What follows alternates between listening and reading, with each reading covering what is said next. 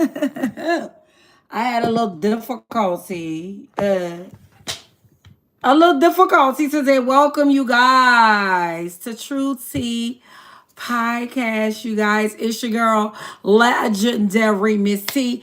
And welcome to True Tea Podcast. So y'all know I told y'all when I bring my guests, I'm gonna have my office by then. But right now we're gonna be rolling with the hot topics every Wednesday, 8 p.m. So I need you guys to be here. But anyway, I definitely want to celebrate my channel just getting monetized. I needed 4,000 watch time. So happy. I've been telling you guys to subscribe to my YouTube channel, and you guys have done it for me. So we are, baby, monetized. We got super chats going on. We got all kind of stuff. Y'all can send me some money. Y'all can support the channel. Support the channel. The Cash App is Legendary Miss C. Okay, so let's get into it, you guys. All right. So this segment is called Hot Spicy Topic. I want it to be a little bit different because you know everybody got hot topics and stuff like that. But I feel like I'm spicy. You know, everything I do be a little spicy. So let's get into it, okay? So, as I was preparing for today's show, right?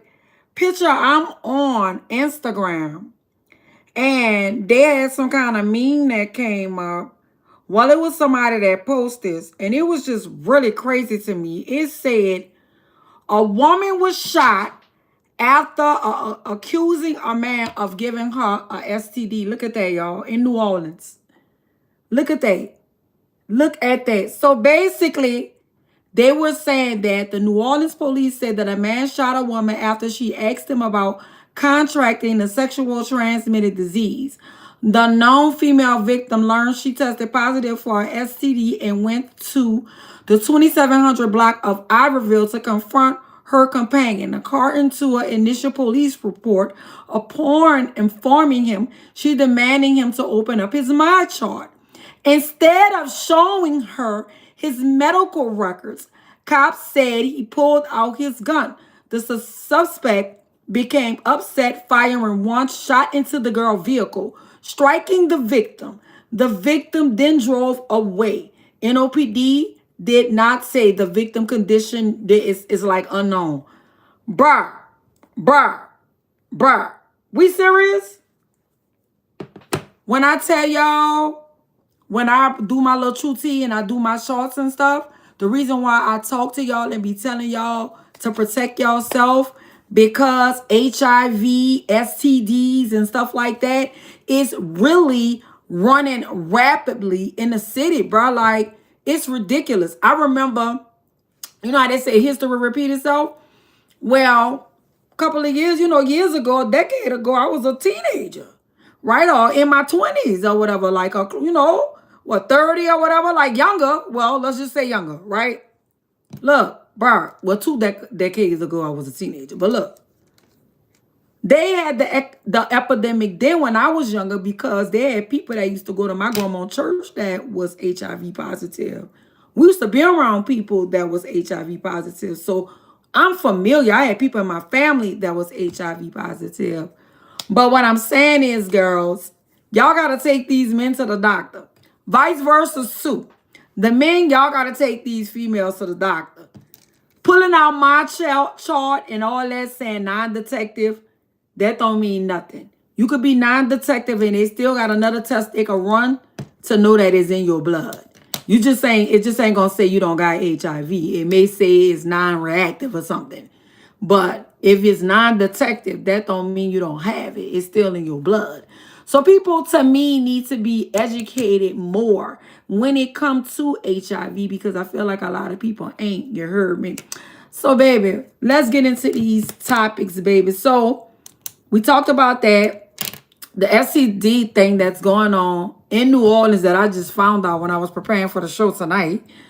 Also, you heard me. I think I had did like a little true tea short when I was talking about an STD. And I was looking at a video on YouTube and it was saying that it was 20,000 new cases alone in Houston. I already don't like Houston. I don't like it. My mama stay in Houston. I don't like Houston. I just think it's too big. It's big for nothing. Like it take 30, 40 minutes to get everywhere. Like if you want to go out, it take 30, 40 minutes to get there. And if you drink and you got to drive back home and them tolls and all that, it's just inconvenience to me. Like I never did really care for Texas like that. But when I tell you guys, bruh, protect yourself. And don't be afraid. Don't pulling out charts. Go get your blood work done. Fuck a chart. Okay. Okay, let's get into this BG and Turk beef. What is that about? Anybody know what that's about?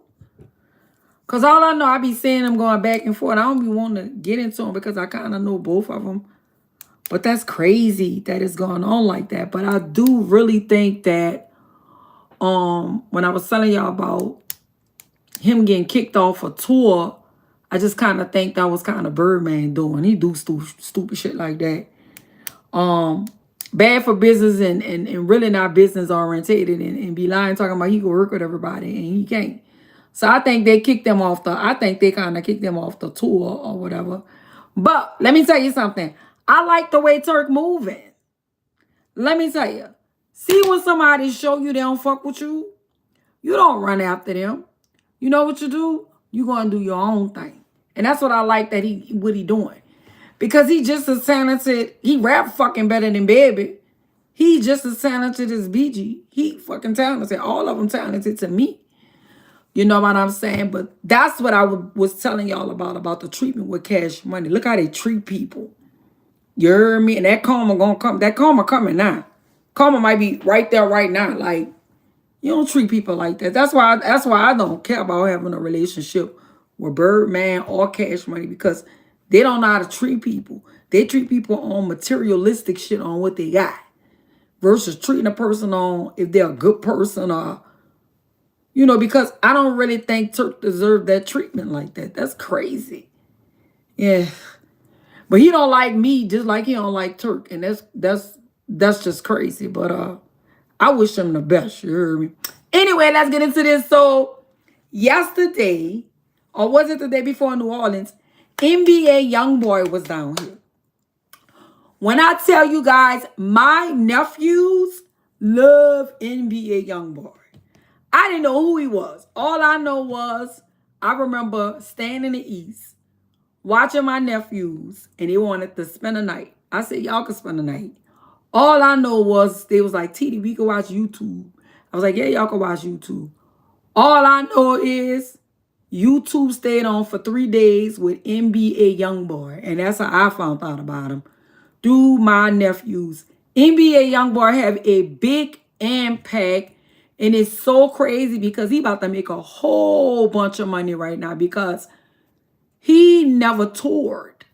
And they gonna come out and see him because he have a large fan base. He was selling records before he even was on the streets. You know what I'm saying? So big up to his moms. I know his mom. What's up, my girl? You heard me. But I saw Baby was around, so I don't know if Baby managed him or Baby, you know, Baby always won't be connected to the hot young stuff that's coming out. So it ain't nothing wrong with that. You heard me? But it was just peculiar just watching it. I just saw how everybody was just watching everything. You heard me. But NBA YoungBoy, everybody like him. I don't really know none of his songs, but just being around a lot of young boys. That's the new Tupac. How many people think that NBA YoungBoy is the new Tupac? Because I definitely think that he is the new Tupac. How many people think that he the new Tupac? What's up, Jory Brown? Hey, Missy, you are so fine and gorgeous and beautiful, sweetheart. Thank you so much. I appreciate that compliment. How many people think that NBA YoungBoy is the new Tupac? I believe that. I'm going to make a poll. I believe he is the new Tupac for his generation. Cause they love him. They really love NBA Youngboy. He like the new BG, the new Soldier Slim. He like the new Tupac. I think so. And he's talented. Okay. So, you guys, welcome to the channel. To the people that just came in here, I am Legendary Miss T, and this is my podcast, True T Podcast. We're coming on live every Wednesday for 8 p.m. with the spicy hot topics. Okay, so we got Birdman out the way. We talked about the BG and Turk beef. We talked about the HIV, the STDs in New Orleans. We also talked about the ones that was also in Houston, the 20,000 cases. Okay. And what else we could talk about, you guys? What about the drama that is going on with Drake? Drake is suing Universal. It's like Drake is kind of losing his little star power with that because he kind of like going back and forth with that. Well, how y'all feel about that with Drake trying to sue? Do y'all really think that he should just take his L from losing the battle with him and Kendrick? I didn't really think it was a battle. I felt like it was more like a competition. It was a competition. It was like a battle. But it was motivation. Like, if you looked at it, like when both of them was going back and forth, it showed you how creative they both was. How they both kept coming out with music. And like, one come out, one got one song, then they coming back, the back and back. Like, it was interesting. Those days that they were beefing. I really love Kendrick. I love his lyrics. I love the way he rap. He is very creative. Drake is very creative too. So I was more on the Drake side, but at the same time, Kendrick cold too. Kendrick is cold. Once I listened to Kendrick album, I was sold. Because when I was younger, I was brought up on West Coast. Fuck the police. Fuck the police. NWA, remember Eazy-E? Like, I was brought up on that. So listening to the West Coast sounds, I'm familiar with because, I was a big Death Row fan. I was, I was into all of that back in the day. You heard me? So I'm familiar, baby. You heard me? But anyway, you guys, I just hope that Drake kind of move on from him and get back to his music because Drake is a very talented person. You heard me, So you guys, man, I am just like celebrating. Got me a little shot I want to take right now. I feel like every month I want a goal for my channel. You heard me? So even on my Instagram, by the end of this year, I want to be at 100,000 at the end of this year for his Instagram. For as my YouTube, I'm at 5,000 subscribers. By the end of the year, I'm gonna go to 7,000 to 10,000 subscribers. By the end of the year, 2025, 7,000 to 10,000 subscribers. That is the goal. I am a gold-orientated woman. So, for my channel being monetized, you guys, let's take a shot. Okay, I got the Bacardi.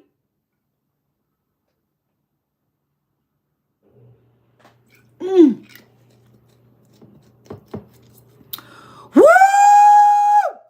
Celebration, baby.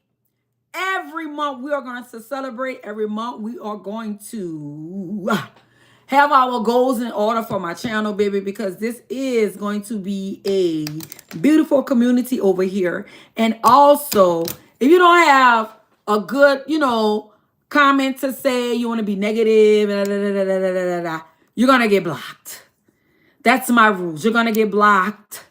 I don't want to hear no negative opinions. Keep it to yourself. I don't care. Go say it on somebody else's page because I'm not going to accept it on mine.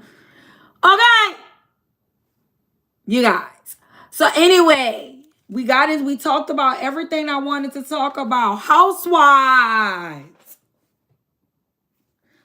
What y'all think about they not letting Kenya back?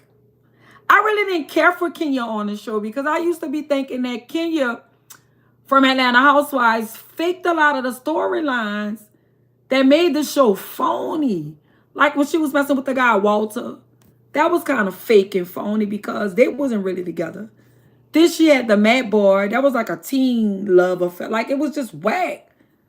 And then she got married and she didn't even show none of that. Like everything always came off fraudulent when it came to Kenya Moore. So I'm kind of glad they ain't got her back. But baby, I've been binge watching all the old housewives when Nene was on there. When I tell you it's so funny, I remember all day, one day I just felt like I wanted to be in the bed. I watched all day. When I tell you I was laughing all day. That damn Nene is TV gold. Phaedra is TV gold. Kim was even funny. You heard me. Come on, y'all. Y'all come into the chat. Y'all press that damn like button. Press that subscribe button. Press that bell for notifications. And you can support the channel through my Cash App, Legendary Miss T. Okay. But baby, when I tell y'all, I don't really care. Kenya could leave. The other drama that they got, they were saying that K. Michelle was going to be a part of the new cast. K. Michelle, and I think they had a Waka Flocka girlfriend, ex-wife. I forgot her name. I can't think of her name. Y'all know her name. Put her name in the chat. They got her up to be a housewife too. Now, I would like K. Michelle on there. Let me tell you why. K. Michelle gonna have a brilliant story because I never heard of a black woman breaking into country. I never heard a story like that, right?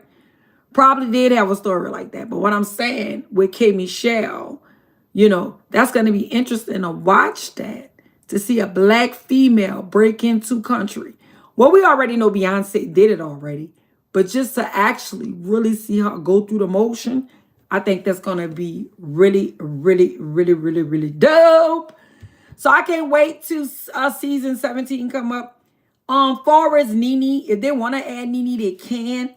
But I think like Nene, Sheree, Kim, and Cynthia, they need their own show like the Golden Girls or something. Not maybe like Golden Girls, but maybe like Single and Ready in Atlanta or something. I don't know. Because them, they make it like when they together, they make good TV. I really think so. I think Cynthia, Nene, Kim, all them Phaedra, when they together, they really make good TV to me, you know? So I really, really, really, really like them. You feel me? So you guys, this was spicy hot topics. We talked about a lot of things. Oh, hold up, y'all. Let's get into Tech 9. So y'all know, a couple of weeks ago, Tech 9 came out and exposed who allegedly was responsible for Yellow Boy's murder. How y'all feel about that? How y'all feel about that? That's crazy, huh? Let me tell y'all something, though, about that. I remember when it happened to Yellow Boy, and it was all around the city, and everybody, you know how people calling around, saying what happened. Well, I remember Baby calling me. I remember this. Now, I was a teenager, but I remember this. And he was like, Twilly, because that's my nickname. He said, Fat, you heard what happened, huh? I said, yeah, they said Yellow got killed and unalived. And Baby said, I'm telling y'all out my own mouth. Oh, yeah, they said he was out there robbing and unaliving people and somebody got him. Now, that was in my head. So they knew I was impressionable and I talked a lot. So I was feeling that baby told me that to put that in my head so I could go spread that around. But that was the rumor that he was on though, and he was robbing people. That was the story, saying that's why that happened to him. That other stuff that text saying, that came out after the fact. Now that's a little tea Miss T gave y'all.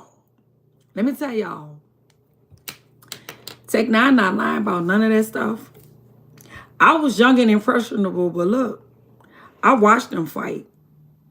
I watched Yellow and Fat throw chairs at Baby and Slim. I watched them fight before.